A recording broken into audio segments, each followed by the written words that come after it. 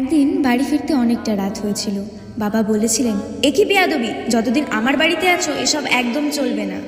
বিয়ের পর একদিন শ্বশুর বাড়িতে নাচ প্র্যাকটিস করছিলাম। শ্বশুর মশাই এসে বলেছিলেন, এ কি বেলেল্লাপনা, আমার বাড়িতে এসব অ্যালাউ করবো না। আমার স্বামী আমার চোখের জল দেখে বলেছিল, চিন্তা করো না, আমি বদলি হচ্ছি, শহরের বাড়িটা শুধু আমাদের হবে। নিজের বাড়ি পেলাম, মন খুলে সাজালাম সে বাড়ি।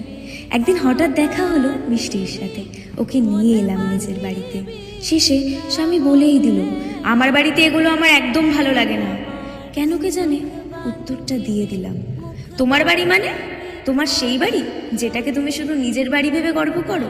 এ বাড়িতে আমারও সমান অধিকার আছে তোমার মতো। তোমার বাড়িকে ঘর আমি বানিয়ে তুলেছি, ঘাম রক্ত ঝরিয়ে।